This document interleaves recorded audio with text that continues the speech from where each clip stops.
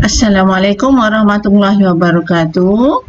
Hari ini saya akan kongsikan cara untuk create kelas di Google Classroom.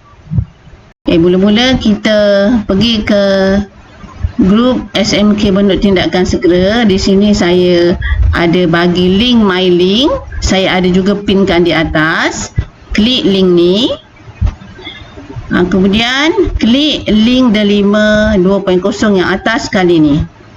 Ataupun boleh juga pergi Google, lepas tu type Delima 2.0. Daripada situ pun boleh. Kemudian kita write I agree. Kemudian klik here to login. Dan ni kita besarkan. Dan kita pilih email Delima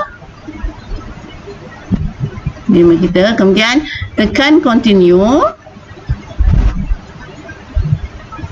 dan scroll ke bawah, tekan allow.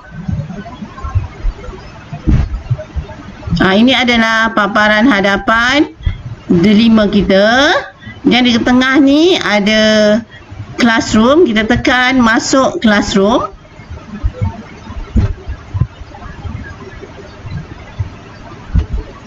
Di sebelah kanan atas ni ada tanda tambah. Tekan tanda tambah tu. Kemudian klik create class. Pada class name ni kita boleh tulis nama kelas kita. Contohnya 3, kita gunakan huruf besar, Ibnu Khaldun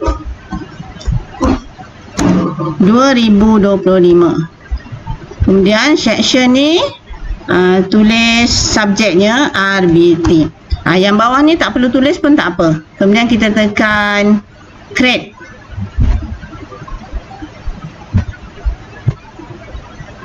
Dia terpapar lah dia punya kelas ni, 3 Ibnu Khaldun 2025, subjek RBT. Kalau kita nak tahu kelas kod kelas ni adalah yang ini, KR22 YTMB. Boleh bagi pelajar ataupun kita terus invite kelas pun boleh. Jadi lagi mudah. Itu saja. Terima kasih.